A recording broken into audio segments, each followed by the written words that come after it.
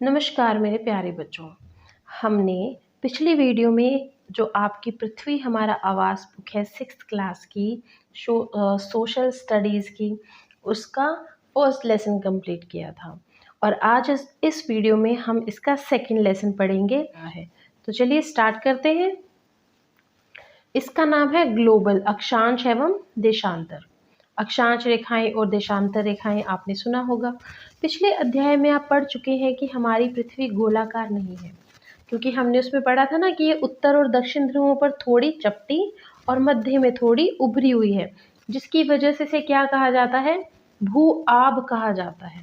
और ये आप सीटेट के प्रश्न जो सीटेट का पेपर होता है उसमें ये प्रश्न पूछा जाता है कि पृथ्वी को भू आब क्यों कहा जाता है, क्योंकि यह उत्तर और दक्षिण ध्रुवों से थोड़ी चपटी है। क्या आप यह कल्पना कर सकते हैं कि ये कैसी दिखती है? इस संबंध में जानकारी प्राप्त करने के लिए आप अपनी कक्षा में सावधानीपूर्वक ग्लोब को देखिए। तो आप सभी ने ग्लोब को देखा होगा। अभी मैं आपको ग्लोब नहीं दिखा सकती, बट मैं आपको समझा देती हूँ और आप जब अपनी कक्षा में जाएं तो वहाँ पर आप ग्लोब जरूर देखिए। ग्लोब को देखिए। ग्लोब पृथ्वी का लघु रूप है और एक वास्तविक प्रतिरूप है। ग्लोब विभिन्न आकार और प्रकार के भी हो सकते हैं।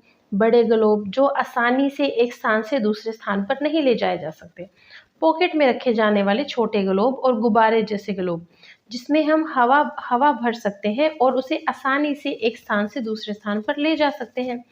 ग्लोब स्थिर नहीं होते हैं, इसे उसी तरह घुमाया जा सकता है जैसे कुम्हार का पहिया या लट्टू घूमता है। ग्लोब पर देशों, महाद्वीपों और महासागरों को उसके सही आकार में दिखाया जाता है। तो इस ग्लोब पर आप इसके जो महाद्वीप हैं, इसके जो समुद्र हैं, ओशियंस हैं, वो सब हम इसके सही आकार के रूप में देख सकते हैं।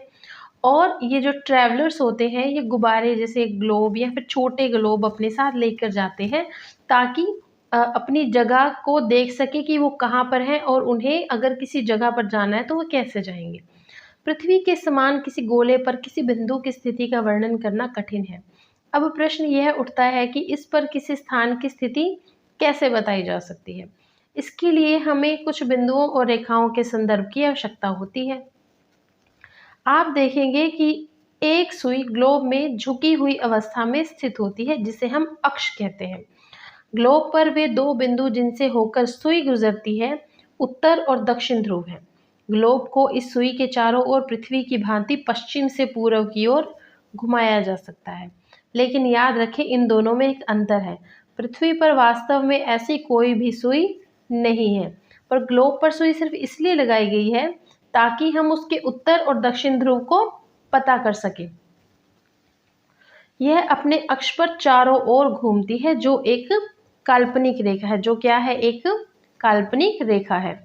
तो अगर आप इस ग्लोब को देखते हैं तो ये यहाँ पर सुई लगी हुई है, जिससे हमें पता चलता है कि ये उत्तर और ये दक्षिण ध्रुव है, जिससे हम इस पर अपनी स्थिति का वर्णन कर सकते हैं और विभिन्न विभिन्न देशों को भी इस पर देख सकते हैं। एक अन्य काल्पनिक रेखा भी ग्लोब को दो बराबर भागों में बांटती है, जिसे हम विषुवत वृत्त कहते हैं। जिसे हम क्या कहते हैं? विषुवत वृत्त। यह एक काल्पनिक रेखा है। पृथ्वी के उत्तर में स्थित आधे भाग को उत्तरी गोलार्ध और दक्षिण वाले आधे भाग को दक्षिण गोलार्ध कहा जाता है। और ये दोनों बराबर के आधे भाग होते हैं।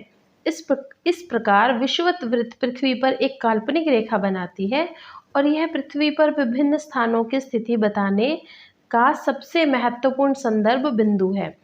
जिस तरह से यहाँ पर हम उत्तर और दक्षिण ध्रुव देखते हैं, उसी तरह से यहाँ पर एक काल्पनिक रेखा है। जो ये लाइन जा रही है, डॉटेड लाइन, ये हमारी विषुवत वृत्त है, जो इसे दो भागों में बांट देती है। विषुवत वृत्त से ध्रुवों पर स्थित सभी समांतर जो वृत्त होते हैं उन्हें हम अक्षांश रेखाएं कहते हैं। जैसे ये लाइनें जो जा रही हैं, इन्हें हम क्या कहेंगे? अक्षांश रेखाएं कहेंगे। और विषुवत वृत्त शून्य अंश अक्षांश को दर्शाती है। चूंकि विषुवत वृत्त से दोनों तरफ ध्रुवों के बीच की दूरी पृथ्वी के चारों ओर के वृत्त की 1/4 होती है, अतः इसका माप होगा 360 अंश का 1/4 यानी 90 अंश। इस प्रकार 90 अंश उत्तरी अक्षांश उत्तर ध्रुव को दर्शाता है और 90 अंश दक्षिणी अक्षांश दक्षिणी ध्रुव को दर्शाता है। जैसा कि इसमें हम ये ऊपर वाला हिस्सा और नीचे वाला हिस्सा देख रहे हैं। क्योंकि ये हमें एक पेज पर बना कर दिया गया है, इसीलिए हमें इसका जो नीचे वाला हिस्सा है वो बहुत छोटा दिखाई दे रहा है। परंतु अगर आप इसे घुमाएंगे तो आप इसी तरह से इतना ही हिस्सा नीचे की तरफ भी देख सकते हैं। इस प्रकार विषुवत वृत्त के उत्तर की सभी समांतर रेखाओं को उत्तरी अक्षांश कहते हैं और विषुवत वृत्त के दक्षिण स्थित सभी समांतर रेखाओं को दक्षिणी अक्षांश कहा जाता है। इसीलिए प्रत्येक अक्षांश के मान के साथ उसकी दिशा यानी उत्तर या दक्षिण को भी लिखा जा सकता है। सामान्यतः इसे उत्तर या दक्षिण अक्षर से व्यक्त किया जाता है। जैसा कि हम इसमें देख सकते हैं कि उत्तर लिखा है तो ये उत्तरी अक्षांश वाले हिस्से हैं, और अगर हम नीचे की तरफ देखते हैं तो ये हमारे दक्षिणी अक्षांश के हिस्से हैं। और विषुवत वृत्त को हम 0 डिग्री से डिनोट करते हैं। उदाहरण के लिए महाराष्ट्र में चंद्रपुर और ब्राजील में बेलो हॉरिजेंटो दोनों ही एक ही अक्षांश 20 अंश पर स्थित है।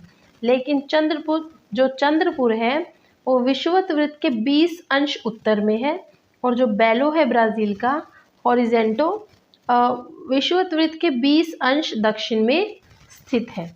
यानी कि अगर हम देखना चाहें तो जो हमारा महाराष्ट्र होगा वो यहाँ कहीं पर होगा, और जो हमारा ये बेलो हॉरिजेंटो है वो यहाँ कहीं पर होगा, पर अक्षांश है जो इनका वो सेम है, 20 अक्षांश पर ही आपको ये मिलेंगे। इसीलिए हम कहते हैं कि चंद्रपुर 20 डिग्री उत्तर अक्षांश पर तथा बेलो हॉरिजेंटो 20 डिग्री दक्षिण अक्षांश पर स्थित है।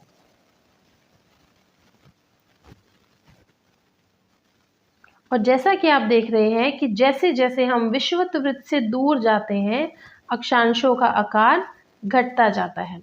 जैसे अगर मैं कहूँ कि ये हमारी विषुवत वृत्त है, तो जब हम अक्षांश की तरफ जाएंगे तो जो ये रेखाएं हैं ये कम होती चली जाएंगी, मतलब इनका जो आकार है वो घटता चला जाएगा। महत्वपूर्ण अक्षांश और रेखाएं। विषुवत वृत्त कहाँ पर होता है? 0 डिग्री पर। उत्तर ध्रुव कहाँ होता है? 90 डिग्री उत्तर पर। और दक्षिण ध्रुव होता है 90 डिग्री दक्षिण के। अतिरिक्त 4 महत्वपूर्ण अक्षांश रेखाएं और भी हैं। ये है उत्तरी ध्रुव में कर्क रेखा जो 23 से ही 1/2 डिग्री उत्तर में, और दक्षिण गोलार्ध में मकर रेखा 23 से ही 1/2 दक्षिण में होती है। तीसरी है विषुवत वृत्त के 66 से 1/2 उत्तर में उत्तर ध्रुव वृत्त, और विषुवत रेखा के 66 से 1/2 डिग्री दक्षिण में दक्षिण ध्रुव वृत्त होता है।